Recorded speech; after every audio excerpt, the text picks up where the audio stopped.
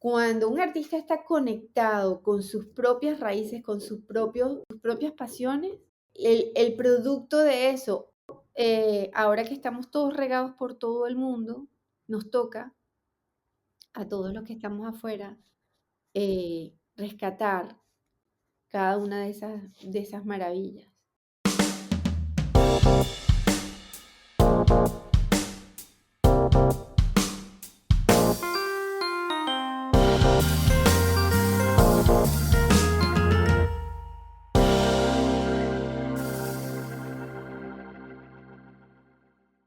Hola amigos y amantes de la gráfica, bienvenidos al episodio número 74. Les habla su anfitrión Reinaldo Gil Zambrano, trayéndoles una nueva conversación en español con artistas que usan el grabado y métodos de impresión para hacer algo más allá de lo esperado. Hello Print Friend es un podcast bilingüe y al suscribirte recibes notificaciones de los nuevos episodios semanales en inglés con Miranda Metcalf y en castellano con su servidor. Hoy y todos los días, demostrando que la gráfica está más viva que nunca. Hello Print Friend es traído a ustedes gracias a Speedbolt, que ha ofrecido un amplio rango de materiales de alta calidad para tu práctica desde 1997. Productos como Arnhem 1618, un papel de alta calidad y bajo costo, hecho en colaboración con una fábrica de papel cerca de la ciudad de Arnhem. Artistas y maestros impresores como nuestro editor Timothy Pauschak lo usan frecuentemente para sus litografías, así que si estás buscando un papel económico que aguante cualquiera de tus ideas en tinta, visita ya speedballart.com para que sepas dónde puedes ubicarlos y empezar de una vez tu nueva edición. En el programa de hoy estaré conversando con Rosana Farías, ilustradora y educadora venezolana haciendo vida en España.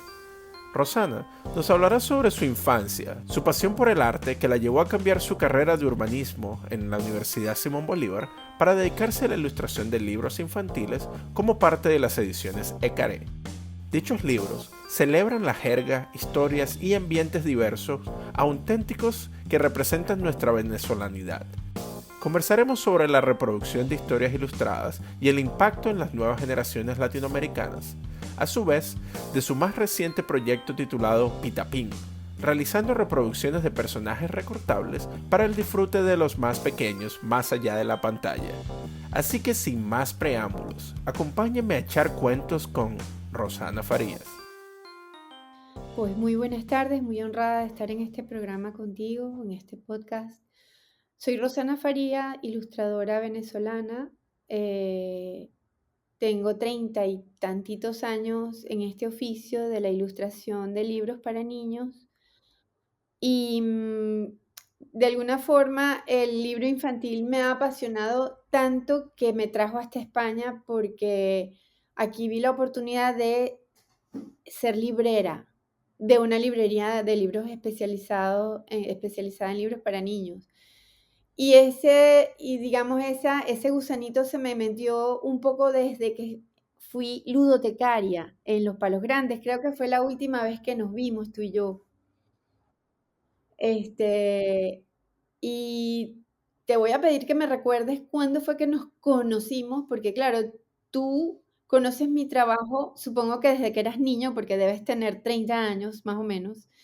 Entonces, exacto, tienes la edad que yo tenía cuando nació mi hija Carmela y mis libros tienen más o menos, o sea, yo estoy ilustrando desde 1989, cuando pude hacer mi primer libro, que no lo tengo aquí conmigo, está en Caracas. Es un libro que habla sobre Armando Reverón, nada más y nada menos. Una historia de Armando Reverón para niños. Y entonces, tú cuéntame cómo fue que diste con mi trabajo. O sea, Bueno, profe, a mi mamá era, o sea, fue, o bueno, es todavía, porque ella todavía sigue haciéndolo, ella le encantaba comprarnos la colección de los libros de Caré, una fanática de los libros de edición de Caré, eh, entonces ella siempre me conseguía esos libros para incentivarme en la lectura, ¿no? Desde pequeño. Bueno, yo crecí con La Ratoncita Presumida, La cama de mamá, y por supuesto en una de esas mezclas estaba Pin uno Pin 2 y lo que sería uno de mis libros favoritos, que es La Niña Bonita, que sería la primera vez que yo vi las ilustraciones las ilustraciones suyas. En ese libro maravilloso, ahí está, lo tienes, perfecto. Yo se lo acabo de conseguir a Milo, a mi hijo. Pero ese libro maravilloso en donde se celebra, ¿no? Lo que sería la cultura, o los aspectos afrocaribeños, ¿no? De la belleza afrocaribeña, de esta niña hermosa. Entonces, bueno, si nos puede contar un poco sobre ese libro, ¿no? De Niña Bonita, ¿cómo llegó usted a crear ese? Bueno, ya ves, gracias por tu testimonio porque es un libro que realmente ha marcado la vida de muchas personas. El libro fue publicado en el 94 y todavía, bueno, lleva ya 23 reimpresiones. O sea, es lo que yo llamaría un long seller, no lo llamo yo, lo llaman en Ecaré un long seller. Yo llegué a Ecaré primero porque, digamos, echando así como desde el origen, yo estudié diseño gráfico en la Neumann, en el Instituto de Diseño Neumann, una institución muy prestigiosa donde se formaron grandes diseñadores, fotógrafos, artistas plásticos venezolanos y tuve la suerte de recibir clases de Irene Sabino. Irene Sabino es la actual y desde entonces directora de arte de Ediciones de Caré, que es una editorial que es importante hablar de ella porque Ediciones de Caré nació como una respuesta desde lo que era la ONG El Banco del Libro, como una respuesta, digamos, de publicaciones de libros venezolanos para niños venezolanos con temas pertinentes para esa población, con autores e ilustradores venezolanos que iban a expresarse en este formato del libro infantil con volcando toda la tradición, los colores, las tradiciones, la cultura venezolana. ¿Por qué es importante decir esto? Porque en Venezuela, hasta 1978, que fue cuando se fundó Ediciones de Caré, a Venezuela los libros para niños que llegaban eran libros extranjeros. Había algunas publicaciones para niños, pero muy puntuales, muy esporádicas. No había una editorial formalmente ocupándose de la autoría de literatura infantil venezolana. Entonces, Ecaré, bueno, que hoy en día ya tiene casi 45 años, comenzó con esa gesta maravillosa. Y los ilustradores que fuimos formados por Mónica Doppert, en primer lugar, que es una artista alemana que llegó a Venezuela enamorada del trópico y un poco huyendo de esa posguerra terrible. Y luego por Irene Sabino, nos abocamos a representar en estos libros a Venezuela, al trópico, a lo que conocíamos, a las grandes, digamos, los grandes íconos de nuestro país, como son el paisaje, la gente. Hay un libro que no lo tengo aquí conmigo, que es emblemático, que se llama La calle es libre. Quizás fue uno de los libros que tú también tuviste en tus manos. Bueno, con ese libro, Mónica Doppert inicia digamos, una escuela en la que representar tu entorno a partir de la observación rigurosa y minuciosa, a partir de la investigación y la documentación, los ilustradores y las ilustradoras que trabajamos allí entendimos la importancia de que los niños venezolanos se vieran reflejados en esa literatura. Entonces tú, Reinaldo Gil Zambrano, eres de alguna manera, o sea, un orgullo para mí que estemos haciendo esto juntos ahora, porque eres uno de esos niños beneficiarios de esa iniciativa y mira dónde estás, Reinaldo. O sea, mira lo que Ah, estás haciendo, mira esa maravilla de lo que significa tu trabajo como grabador, pero también como difusor de la cultura del print, del grabado, de la litografía, Estuve escuchando algunas de las entrevistas que hiciste antes. Me encantó la que le hiciste a Iván, a Hugo Iván Juárez y a Ben Muñoz. Ajá. No, me pareció fascinante porque primero ese viaje que estás haciendo alrededor de los territorios que puedas con tu carro y con esta chica Ashley tan divina. Entonces, pues mira, ese tipo de ciudadanos como tú, pues son niños que crecieron viendo libros buenos y libros pertinentes, libros que les tocaron el corazón, que les tocaron la fibra, que los hicieron ser ciudadanos sensibles y conscientes de la capacidad creadora. Porque si tú ves un libro en el que te sientes reflejado, tú dices, pues entonces yo puedo hacer también, yo soy capaz. Sí, y creo que eso era sí, un proceso de empoderamiento y también de reflexión, ¿no? Que ocurría dentro de esos libros, porque uno se sentía realmente identificado dentro de la cultura. Se hablaba nuestro idioma dentro de dentro de esas historias, ¿no? Por lo menos en la historia de Niña Bonita, cuando se celebra las características afrocaribeñas, ¿no? De nuestra población. Y viendo que uno de los conejitos, un conejito blanco, aquí le estoy dañando la historia al que no la ha escuchado, admira tanto la belleza de esta niña que quiere convertirse en ella y pasa más trabajo que el carrizo, ¿no? Porque se echa tinta encima, se come un montón de uva, pero el lenguaje era tan rico y tan venezolano y las ilustraciones, ¿verdad? Eso parecía Carúpano, parecía las playas de Barlovento y Guerote, ¿no? Y Ajá, los niños, ¿verdad? Porque esa era también era otra cosa. Yo crecí teniendo el cabello, como le dicen allá en Venezuela, como le decimos chicharrón, ¿no? Tenía mis rulos, y veía eso dentro de los libros y sentía que yo era parte de ese mundo mágico que ustedes estaban creando, ¿no? Y por supuesto, bueno, luego de ver eso, ver la calidad técnica que había ahí, los trazos, el uso de los creyones, el uso de de los lápices de colores en papel de colores también, eso me llevó a mí tratar de imitarlo. Y bueno, y sentirme inspirado que yo podía hacer eso. Entonces, me encanta como usted pone esa historia porque es muy real, ¿no? Que nos pone dentro de la historia como niños, nos ayuda a leer, a celebrar nuestro lenguaje, nuestra jerga venezolana y de paso a reflejar ese mismo espacio donde nosotros crecimos. así Entonces me es. encanta como usted lo pone. Ujú. Y esto fue inspirado por una artista, o sea, usted dice que la ilustradora que lo formó a toda esta camada de ilustradores era extranjera. Paradójicamente, alemana, ¿ok? Pero como yo le dije a ella, me dijo que yo estaba exagerando, pero no, no estaba exagerando. La Alexander von Humboldt de la ilustración infantil. ¿Por qué? Porque fueron esos, sobre todo muchos alemanes, que vinieron a Venezuela. Digo vinieron, aunque yo estoy en España, pero yo todavía tengo mi corazón allá también. Que vinieron a Venezuela a volcarnos una mirada desde afuera de la maravilla de país que nosotros éramos, o somos.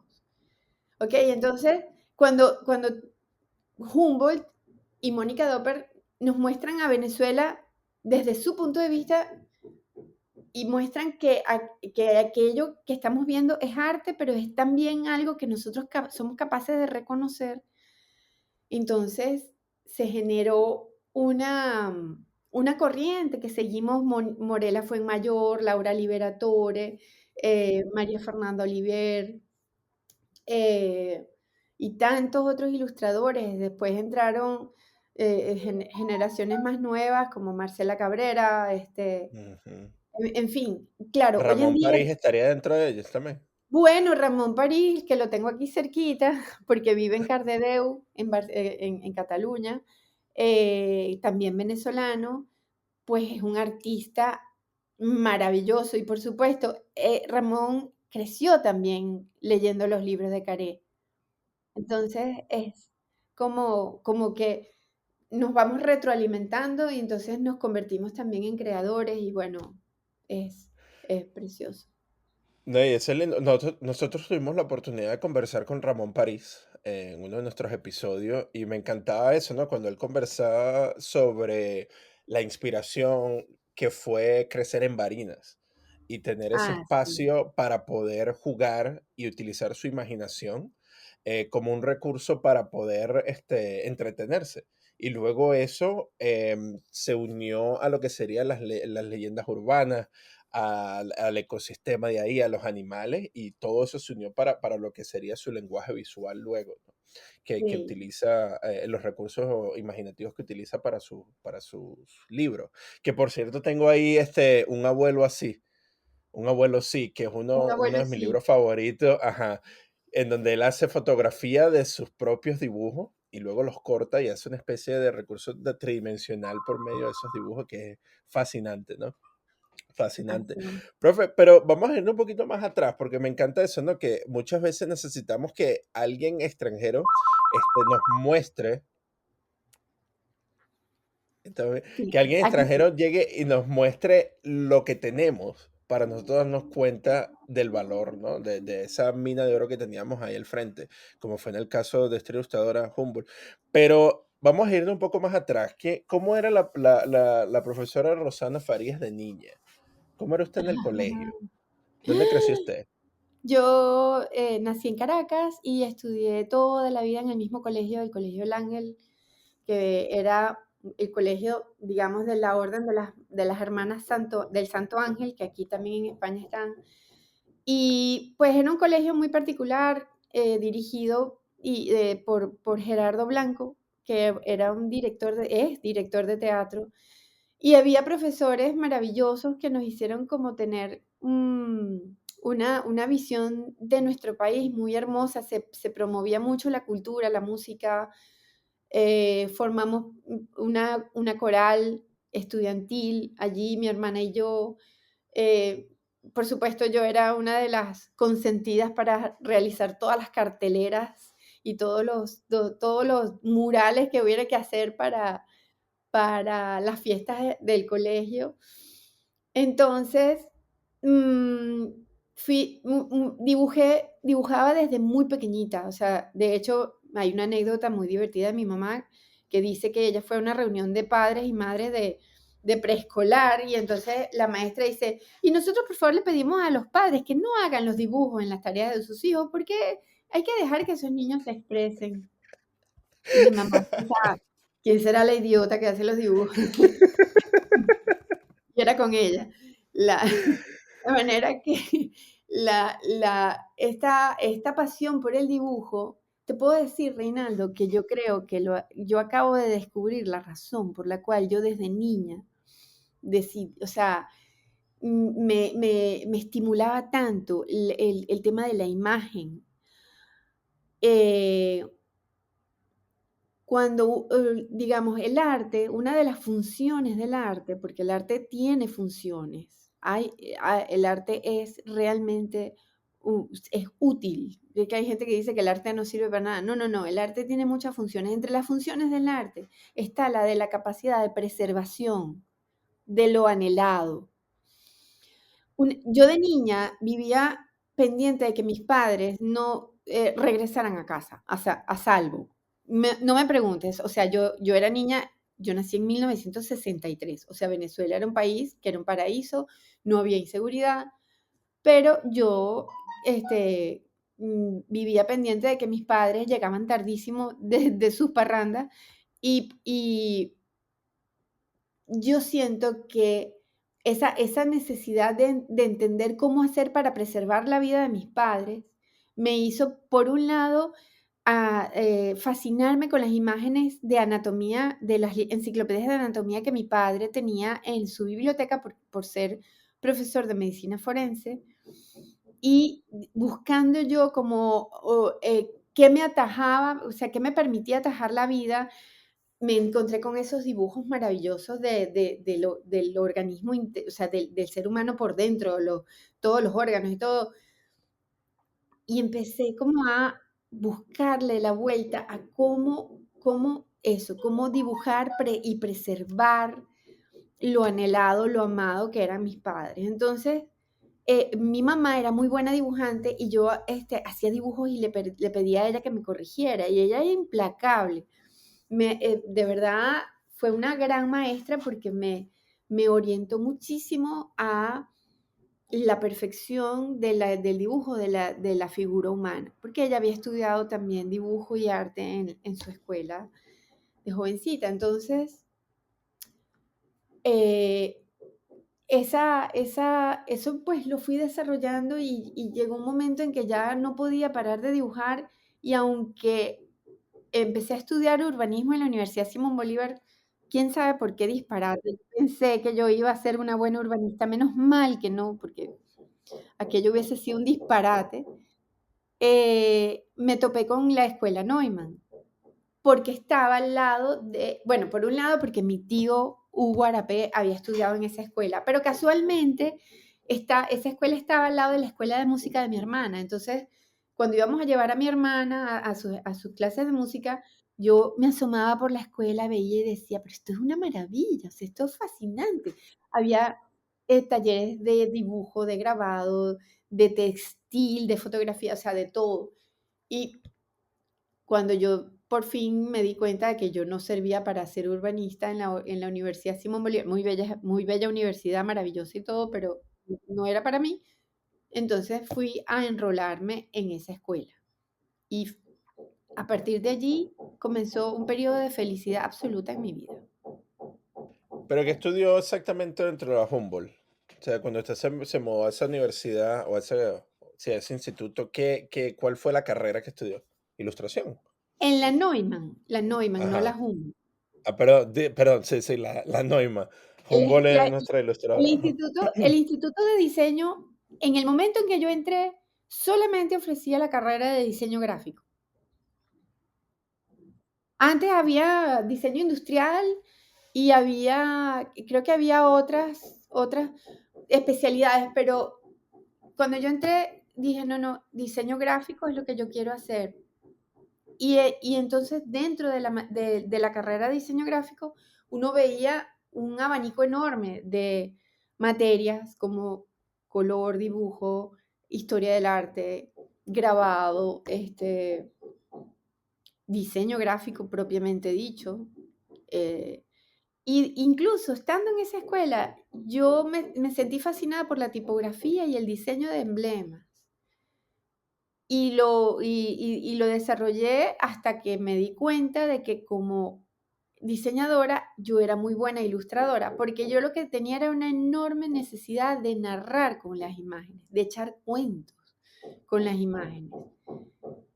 Y aunque la materia de ilustración no era precisamente la más, digamos, a la que se le daba más importancia en ese momento en la escuela, ya existía Ediciones de Caré, ya tenía varios años funcionando. Bueno, yo entré en el 83 en la escuela y Ecaré se fundó en el 78, o sea, entonces, claro, Irene Sabino nos permitió tener acceso a ese mundo de la literatura infantil. Y ahí, recuerdo la primera vez que visité Ediciones de Caré, dije, yo quiero vivir aquí, esto es demasiado bello.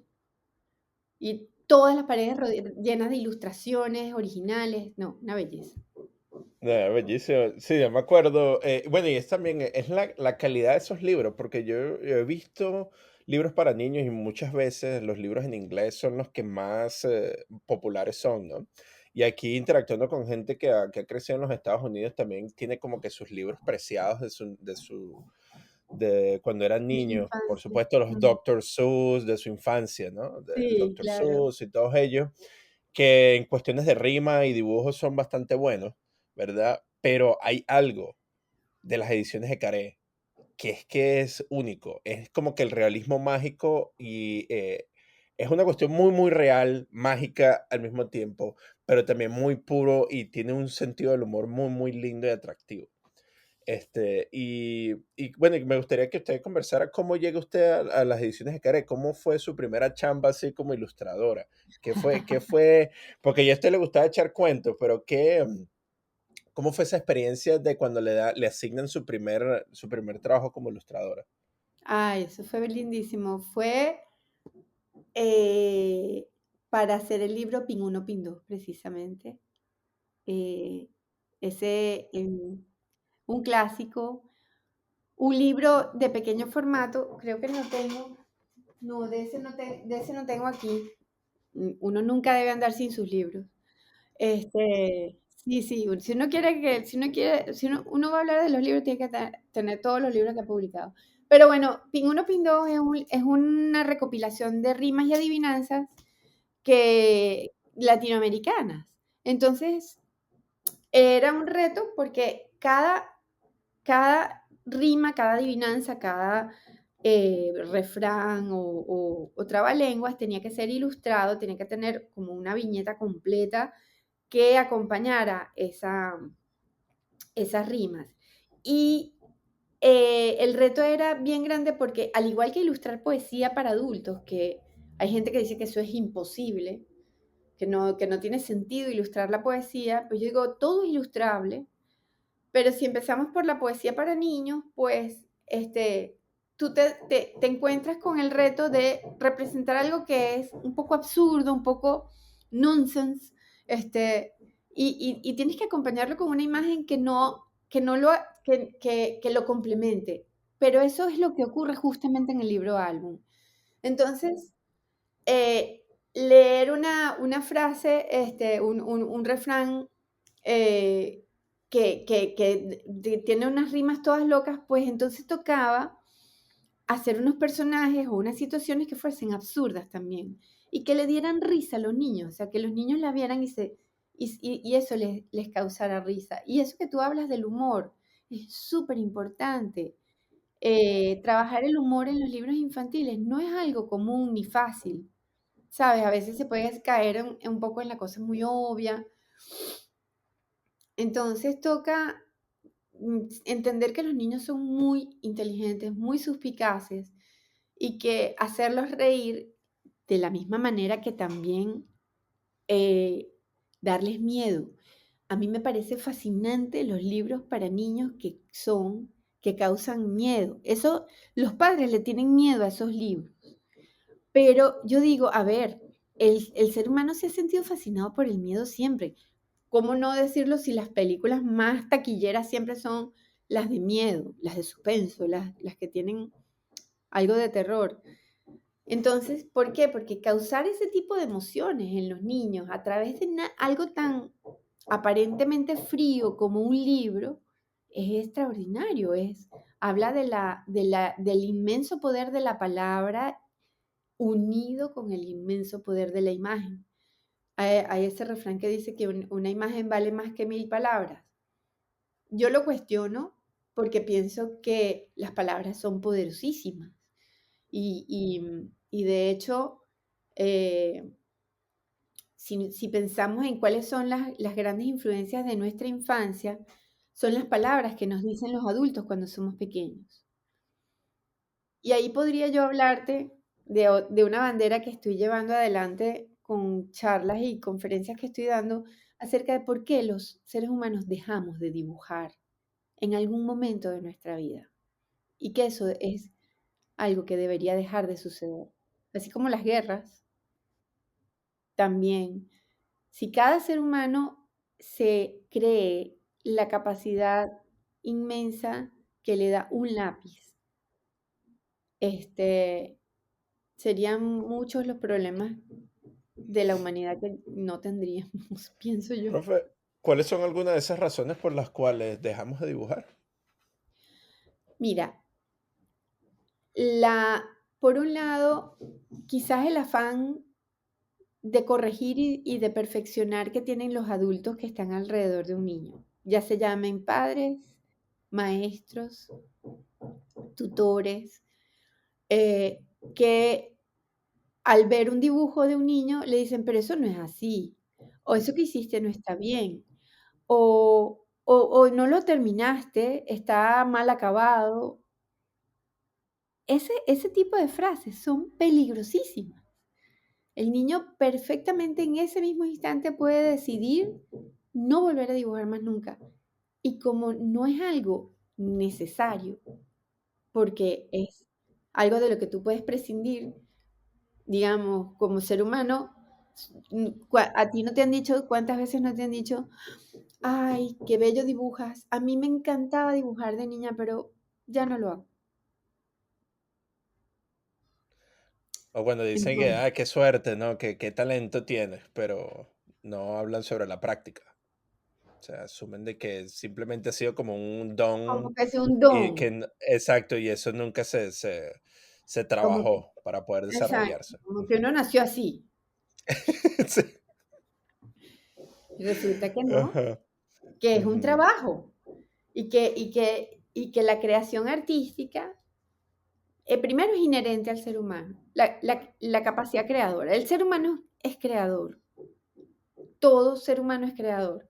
¿Con cuál, con cuál, digamos, vertiente de la creación tú te identificas? Infinitas. Hay tantas vertientes creadoras donde tú te puedes sentir que fluyes, la música, la literatura, la ciencia misma este, una de las tantas vertientes de la creatividad humana. Pero en todas, el dibujo va a ser muy útil, hasta en la repostería. Imagínate tú, la gente yo tengo una amiga que es una repostera maravillosa y es diseñadora gráfica, y ella todo lo hace dibujando primero. Wow.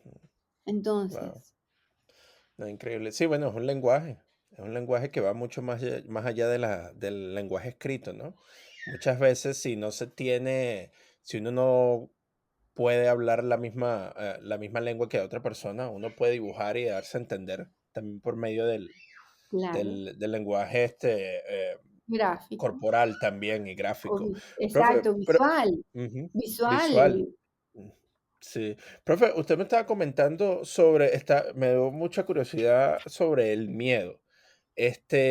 El valor del miedo sobre las historias, ¿no? Que usted estaba haciendo ahí. ¿Era un miedo que traumatizaba o es un miedo? ¿Cuál era el rol realmente del miedo ahí en las ilustraciones que usted me comentaba? Y la importancia y el acompañamiento con el humor para Claro, la efectiva literatura infantil. por ejemplo, te voy a hablar de un clásico que es La Caperucita Roja. La Caperucita Roja es un cuento que tiene, podría decirse, 400 años dando vueltas por el mundo entero. Es uno de los libros más versionados, es una de las historias más versionadas del mundo. De hecho, le han hecho homenajes a esa historia, porque las versiones que nos llegaron, digamos, de los clásicos de Perrault y Grimm, son apenas unas versiones, pero no son ni por asomo las únicas. Este, el miedo, en el caso de La Caperucita Roja, que es un cuento que comenzó siendo una advertencia muy fuerte para que las niñas no cayeran en las trampas, en las manos de personas malintencionadas, aparentemente buenas. Ese cuento se fue como dulcificando, se fue lavando hasta convertirse casi en un cuento anodino, en donde una niña va a llevarle a la abuela unos pasteles, pero el lobo la intercepta, pero al final el lobo termina muy mal porque termina le abren la barriga para que salgan la abuela y la caperucita, pero en la versión original el lobo se come a la caperucita, punto redondo, se la come. No es a través del miedo que podemos, digamos, del miedo, no es un miedo traumatizante. A ver, ¿cómo se genera un trauma? Pues una imagen imborrable que te queda y que te marca y que te hace luego tener una conducta mm, disfuncional ante otros eventos. Pero el miedo que te puede transmitir la literatura o el arte permite sacudirte para primero encontrarte con tus propias zonas oscuras, y te habla también de que el mundo es muy diverso, muy variopinto, y que tenemos que ir con cuidado por el mundo, ¿sabes? Entonces, la literatura de alguna manera sirve para eso, para transmitir, sobre todo, pues, mi área que es la literatura infantil. Yo nunca he hecho un libro que dé miedo porque yo soy muy dulce, pero tengo colegas maravillosos como por ejemplo, claro, no son cuentos infantiles, pero hay un argentino extraordinario que se llama Santiago Caruso, que ha ilustrado libros maravillosos como La Condesa Sangrienta.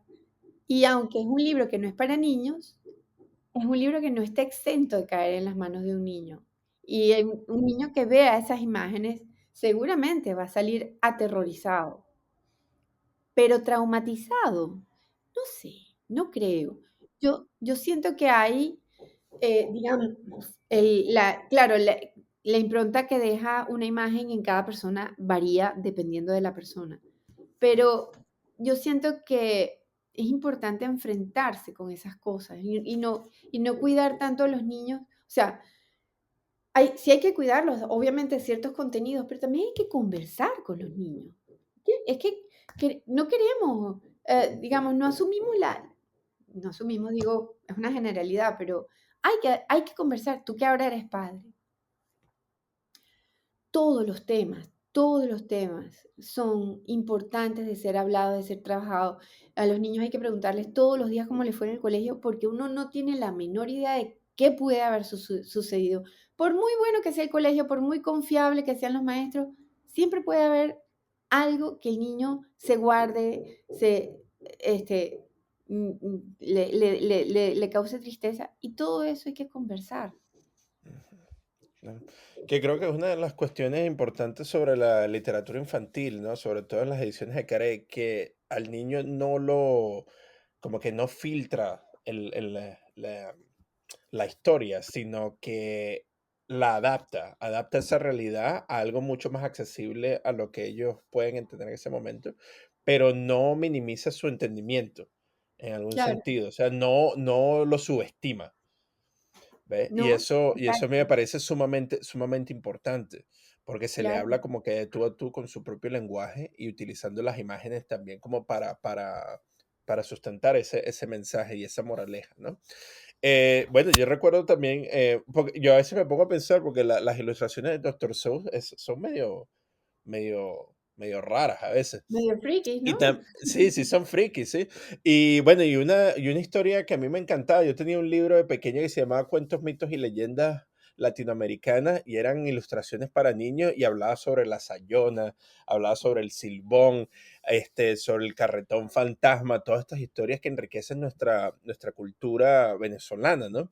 Y me acuerdo que eran historias que daban miedo, pero las ilustraciones eran bastante accesibles. O sea, sí salía Mm, su esqueleto, su los su esqueletos, calavera, su esqueleto y todas esas cosas, pero era bastante accesible.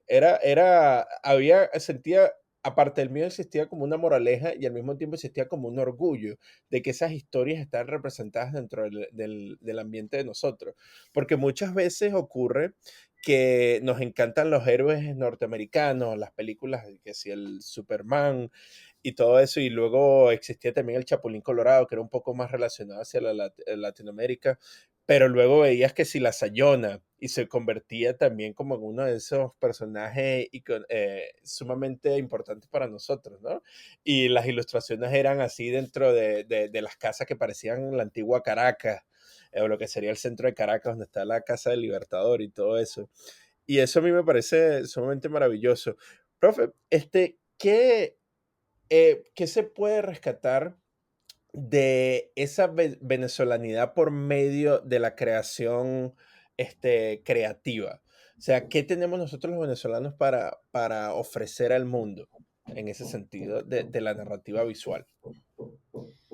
bueno, muchísimas cosas, porque no solo Venezuela, cualquier país, pero como tú y yo somos venezolanos, em, hay una, primero Venezuela produjo una inmensa cantidad de artistas visuales, tanto académicos como los mal llamados pintores naif o pintores ingenuos, que no son nada ingenuos.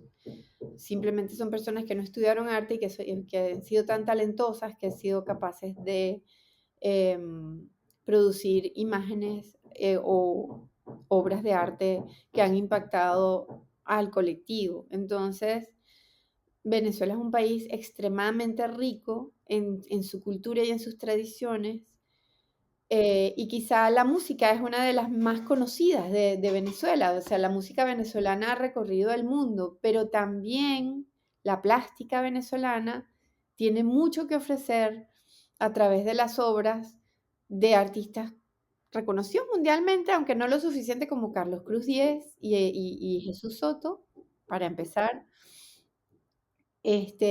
Pero el diseño gráfico en Venezuela también es un baluarte de enorme magnitud, que justamente ahora se acaba de publicar un libro que se llama El nuevo diseño gráfico en Venezuela, en donde resaltan el trabajo de chamos que están arrancando, que tienen 25 o 30 años de edad y que ya están dando de qué hablar en el mundo de las artes visuales, tanto en Venezuela como en otros países.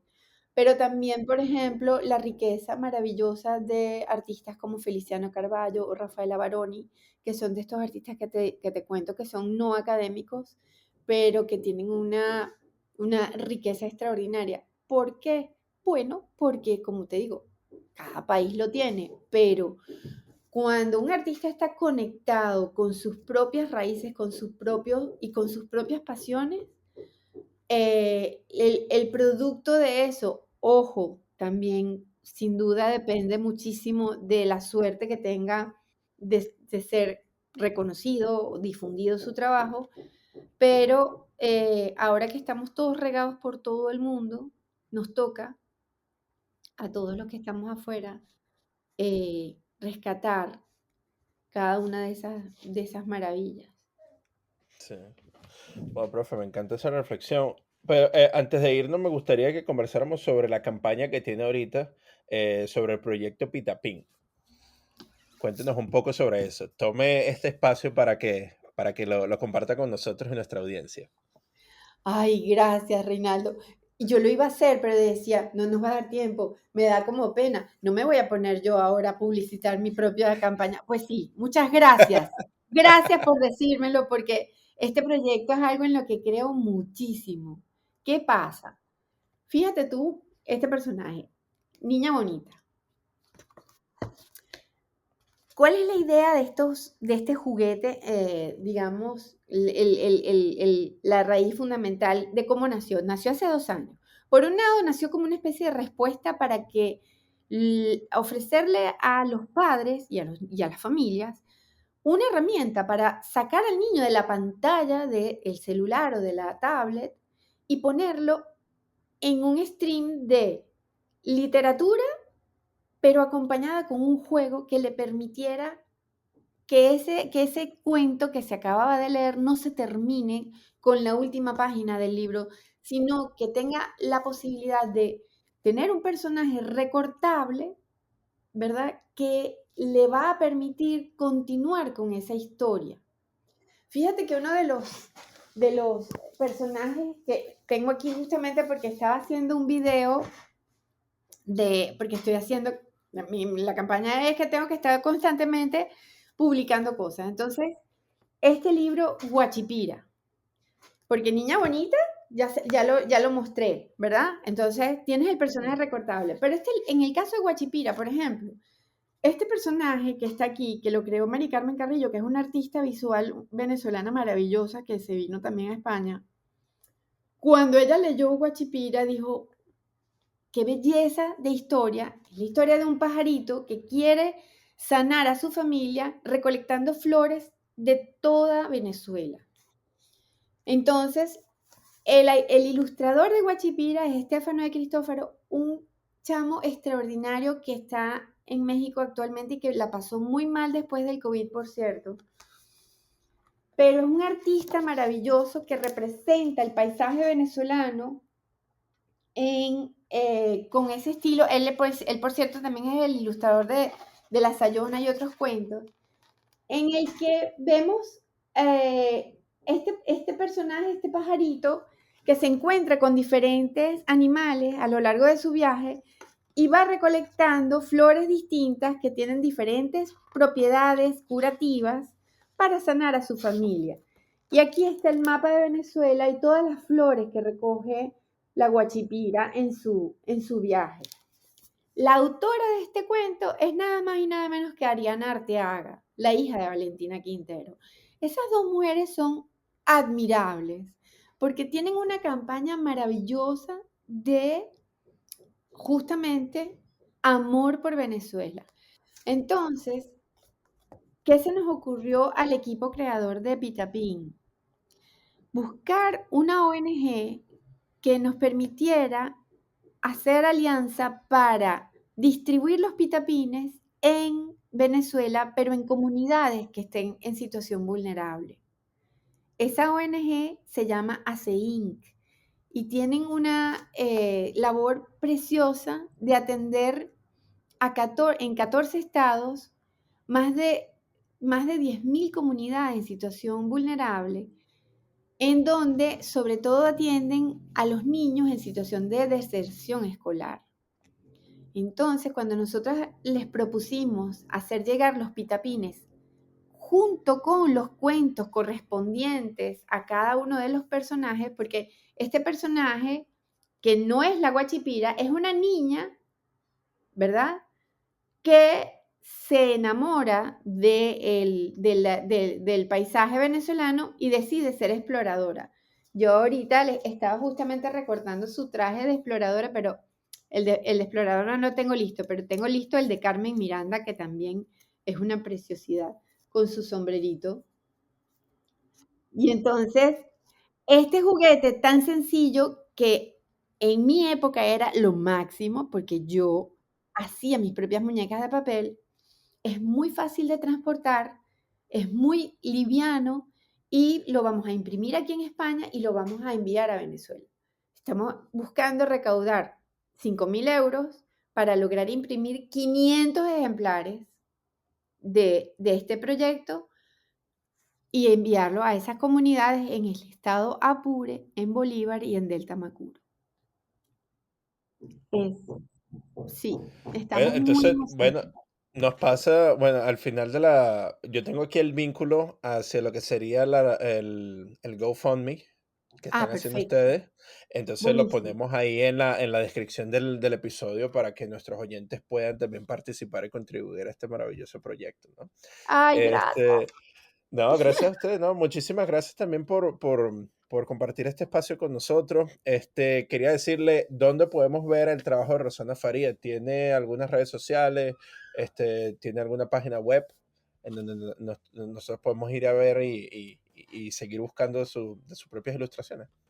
Mira, no tengo una página web mía de Rosana Faría porque he sido muy descuidada con eso. Pero cuando llegué aquí a España, Carla Tábora, que fue mi compañera de la Neumann, que ella fue la que me introdujo en el mundo de la ilustración, porque ella era la diseñadora de este libro de Reverón, al llegar yo aquí nos volvimos a asociar y montamos lo que se llama Tilia Books. Es un grupo de ilustradoras en donde estamos ella y yo y nuestras dos hijas, Carmela Toro y Daniela Godel, que son unos portentos de muchachitas que nos van a dar 3 vueltas y media, pero que entonces la página web donde está nuestro trabajo, te voy a dejar el enlace, se llama Tilia Books, pero no es así tiliabooks.com, sino que es una página de Adobe. Y también, por supuesto, en mi cuenta de Instagram, Rosana Faría Arapé, y en mi cuenta de Facebook también. Y prometo hacer mi página web muy pronto, lo prometo. Perfecto. Bueno, no es que tiene tantas cosas que hacer, ¿no? Bueno, la Ujú. conocen también. Pero sí, nosotros estamos sumamente encantados de compartir este espacio con usted y, bueno, y tener la oportunidad de propagar un poco más sobre la rica historia de los libros ilustrados en Venezuela. y este proyecto maravilloso que están haciendo ahorita ustedes con Tres Paraguas. Desde acá de Spokane le enviamos un muy fuerte abrazo, profe, lleno de admiración, sumamente contentos de que ese día en Caracas, que estaba llevando yo a mi primita a ver esa película malísima de Crepúsculo, aquí segurito me van a guindar, pero empezó a llover y estábamos tratando de hacer tiempo y nos metimos en este edificio en el Lido, creo que fue, en Caracas, y había una exhibición suya y estaba viendo los libros y me acuerdo que decía, yo conozco estos libros, yo conozco estas ilustraciones, y cuando volteo así, la veo a usted y usted me dice, hola, mucho gusto, soy Rosana Faría, y a mí se me iba cayendo, o sea, todo, estaba tan emocionado porque había llegado a conocer a mi heroína. Entonces, ¡Ay, desde acá no! le ¡Qué envío sintonía! un muy fuerte abrazo lleno de admiración. Muchísimas gracias por el trabajo que usted hace. Y bueno, estaremos con un ojo en el Instagram, siguiendo muy cerca los proyectos que ha estado desarrollando desde allá de España. Muchísimas gracias, profe. Te quiero mucho, Reinaldo, gracias. Un beso y la bendición para Milo. Milo, sí, Milo Gil. Milo Gil. Bendiciones. Bueno, este ha sido nuestro episodio del día. Acompáñanos la siguiente semana, donde tendremos a otro invitado especial. Este episodio fue escrito y editado por mí, Reinaldo Gil Zambrano, producido por Miranda Metcalf y música de Joshua Weber. Mil gracias y hasta la próxima.